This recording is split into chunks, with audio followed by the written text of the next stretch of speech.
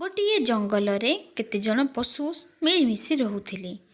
ସେହି ଜଙ୍ଗଲରେ ଗୋଟିଏ ବରଗଛ ମଧ୍ୟ ଥିଲା। କିନ୍ତୁ ସବୁ ପଶୁପକ୍ଷୀମାନେ ସେହି ବରଗଛ ପାଖରୁ ବହୁତ ଦୂରରେ ରହୁଥିଲେ, କାରଣ ସେମାନେ ମାନୁଥିଲେ ଯେ ସେହି ଗଛଟି ହେଉଛି ଭୂତ ଗଛ। ଦିନେ ଗୋଟିଏ ଭାଲୁ ସେହି ଜଙ୍ଗଲରେ ରହିବା ପାଇଁ ଆସିଲା। ମୁଁ ଏଇ ଜଙ୍ଗଲକୁ ତ ଆସିଗଲି, ହେଲେ ରହିବା ପାଇଁ ଗୁମ୍ଫା କୋଉଠି ବନେଇବି? ସେତେବେଳେ ଭାଲୁକୁ ଭୂତ ଗଛଟି ଦେଖାଗଲା। ଏହି ଜାଗାଟି ଟିକେ ଡର ଲାଗୁଛି, କିନ୍ତୁ ଶାନ୍ତି ଲାଗୁଛି। ମୁଁ ଏହି ଜାଗାରେ ମୋର ଗୁମ୍ଫା ବନେଇଦେବି। ଭାଲୁ ତାର ଗୁମ୍ଫା ତିଆରି କରିବା ପାଇଁ ଗଛ ପାଖକୁ ଯିବା ସମୟରେ ସେଠି ଆସି ହାତୀ ଏବଂ ମାଙ୍କଡ଼ ପହଞ୍ଚିଗଲେ ଏବଂ ଭାଲୁକୁ ସେଠି ଏକା ଦେଖି ମାଙ୍କଡ଼ ପଚାରିଲା, ଆରେ ଭାଲୁ ଭାଇ, ତମେ ଏଠି ଏକା କ'ଣ କରୁଛ? ମୁଁ ଏଠି ରହିବା ପାଇଁ ଗୁମ୍ଫା ତିଆରି କରୁଛି। ଭାଲୁ ଭାଇ, ତମେ ଏଠି ଘର କରିପାରିବ ନାହିଁ।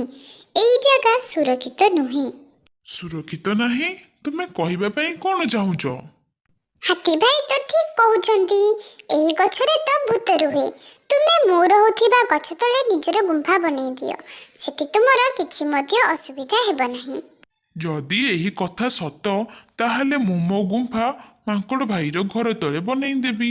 ଏହା କହି 3 ଜଣ ସେଠୁ ଚାଲିଗଲେ। ଭାଲୁ ତାର ଗୁମ୍ଫା ସେଇଠି ବନେଇଲା ଯୋଉଠି ମାଙ୍କଡ଼ ଘର କରି ରହୁଥିଲା। ଏବେ ଭାଲୁ ସେଠି ନିଶ୍ଚିନ୍ତରେ ରହିବାରେ ଲାଗିଲା। ଦିନେ ଭାଲୁ ଜଙ୍ଗଲରେ ବୁଲୁଥିଲା। ବୁଲି ବୁଲି ଯାଇ ସେ ସେହି ଭୂତ ଗଛ ତଳେ ଯାଇ ପହଞ୍ଚିଗଲା ଏବଂ କହିଲା, ଯଦି ଏଇ ଗଛ ତଳେ ଭୂତ ରହୁଛି, ତାହେଲେ ସିଏ ମୋତେ ଏତେ ଦିନ ହେଲା ଦେଖା କାହିଁକି ଦଉନି? ମୋତେ ଲାଗୁଛି ଏଠି ଗୋଟେ କିଛି ଗଡ଼ବଡ଼ ଅଛି। ଭାଲୁ ଏମିତି କହିଲା ପରେ ଗଛ ଉପରୁ କିଛି ଗୋଟିଏ ବଡ଼ ଶବ୍ଦ ଆସିଲା। ତୁ ଏଠିକି ଆସି ତ ଗଲୁ, କିନ୍ତୁ ଯାଇପାରିବୁ ନାହିଁ। ମୁଁ ତତେ ଆଜି ଖାଇଯିବି। କିଏ ଏଠି? ମୁଁ ଏହି ଗଛରେ ରହୁଥିବା ଭୂତ। ଏହା ଶୁଣି ଭାଲୁ ସେଠୁ ଧାଇଁବାରେ ଲାଗିଲା। ଭୂତ ଭୂତ ଭୂତ, ପଳାଅ ସମସ୍ତେ। ଭାଲୁ ଗୁମ୍ଫାରେ ପହଞ୍ଚି ମାଙ୍କଡ଼କୁ ତା ପାଖକୁ ଡାକିଲା। ଆରେ ଭାଇ, କ'ଣ ହେଲା? କାହିଁକି ଚିଲଉଛ? ମାଙ୍କଡ଼ ଭାଇ, ମୁଁ ଆଜି ସେଇ ଭୂତକୁ ଦେଖିଲି, ସେଇ ବରଗଛ ତଳେ। କ'ଣ ଭୂତ?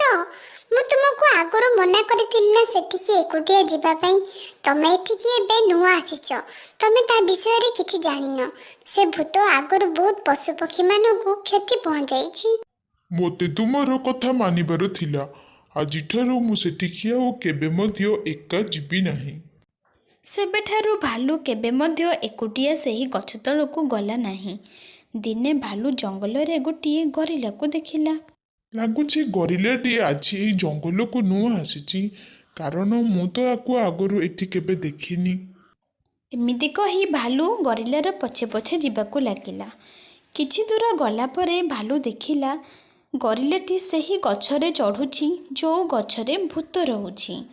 ସେ ନିଜ ଗୁମ୍ଫାକୁ ଫେରି ଆସି ମାଙ୍କଡ଼କୁ କହିଲା, ମାଙ୍କଡ଼ ଭାଇ, ମୁଁ ଏବେ ଏବେ ଦେଖି ଆସିଲି ଗୋଟିଏ ଗରିଲା ସେହି ଭୂତ ଗଛ ଉପରକୁ ଚଢ଼ିଲା। ମୋତେ ଲାଗୁଛି ସିଏ ବୋଧେ ଏଠିକି ନୂଆ ଆସିଛି। ହେଲେ ଗରିଲାକୁ ତ ତା ଦୁଷ୍ଟ କାରଣରୁ ତାକୁ ଏଇ ଜଙ୍ଗଲରୁ ବହୁତ ଆଗରୁ ବାହାର କରି ଦିଆଯାଇଛି। ତାହେଲେ ଏଇ ଜଙ୍ଗଲରେ ସିଏ କ'ଣ କରୁଛି? ଆଉ ସେ ଭୂତ ଗଛ ଉପରେ ସେ କାହିଁକି ଚଢ଼ିଲା? ସିଏ କ'ଣ ଜାଣିନି ଯେ ସେ ଗଛ ଉପରେ ଭୂତ ରହୁଛି ବୋଲି? ମାଙ୍କଡ଼ ଏବେ ଚିନ୍ତାରେ ପଡ଼ିଗଲା ଏବଂ ସେ ଭାବିବାକୁ ଲାଗିଲା। ଆଉ ସେ ବୁଝିଗଲା ଯେ ସେଇ ଭୂତ ଗଛ ପଛରେ କିଛି ଗୋଟିଏ ବଡ଼ ରହସ୍ୟ ଅଛି। ଆଉ ଏବେ ସିଏ ଭୂତ ଗଛ ପାଖରେ ଥିବା ଗୋଟିଏ ଗଛ ଉପରେ ଚଢ଼ି ଚିଲେଇବାରେ ଲାଗିଲା। ଆରେ ବାଃ, ବହୁତ ଦିନ ପରେ ତ ଏଠି ଗରିଲାର ବାସ୍ନା ଆସୁଛି। ଆଜି ତ ମୁଁ ପେଟ ଭରିକି ଖାଇବି। ଗରିଲା ତ ମୋତେ ଦେଖିପାରିବନି, କାରଣ ମୁଁ ହଉଛି ଭୂତ। ଗରିଲା ଏସବୁ ଶୁଣି ବହୁତ ଡରିଗଲା ଏବଂ ଜଙ୍ଗଲରେ ଥିବା ସବୁ ପଶୁପକ୍ଷୀମାନଙ୍କୁ ଏକାଠି କରି ସବୁ କଥା କହିଲା। ଠିକ୍ ସେତେବେଳେ ମଧ୍ୟ ମାଙ୍କଡ଼ଟି ଆଗ ପରି ଚିଲଉଥିଲା। ମୁଁ ତ ଆଜି ଯେମିତି ହେଲେ ଗରିଲାର ମାଂସ ଖାଇକି ମୋ ପେଟକୁ ଭରିବି। ଭୂତ ତ ଏଇ ଗଛରେ ରହୁଥିଲା, ହେଲେ ଶବ୍ଦ ତ ସେଇ ଗଛରୁ ଆସୁଛି। ମହାରାଜ, ଏଠି କୋଉ ଭୂତ ରହୁନଥିଲେ।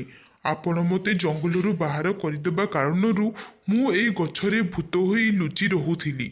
ଯେମିତି ମୋତେ କେହି ଦେଖି ନ ପାରିବେ। ଆଉ ମୁଁ ହିଁ ସବୁ ପଶୁପକ୍ଷୀମାନଙ୍କୁ ଭୂତ ହୋଇ ଡରାଉଥିଲି, ଯେମିତିକି ମୁଁ ଏଠି ଲୁଚି ରହିପାରିବି।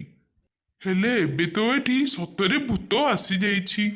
ଏହି ସବୁ କଥା ଶୁଣି ମାଙ୍କଡ଼ଟି ତଳକୁ ଓହ୍ଲେଇ ଆସିଲା ଏବଂ ସମସ୍ତଙ୍କୁ କହିଲା, ଏହି ଗଛରେ କିଛି ମଧ୍ୟ ଭୂତ ରହୁନଥିଲେ।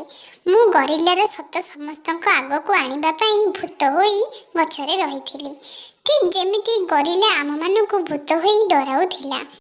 ଗରିଲାର ମିଛ ଏବେ ସମସ୍ତେ ଜାଣିଗଲେ ଏବଂ ଗରିଲାକୁ ଜଙ୍ଗଲରୁ ବାହାର କରିଦିଆଗଲା। ଏହିଭଳି ଭାବରେ ସବୁ ପଶୁପକ୍ଷୀମାନେ ସେହି ଭୂତ ଗଛଠାରୁ ରକ୍ଷା ପାଇଗଲେ ଏବଂ ଖୁସି ଖୁସିରେ ନିଜର ଜୀବନଯାପନ କଲେ।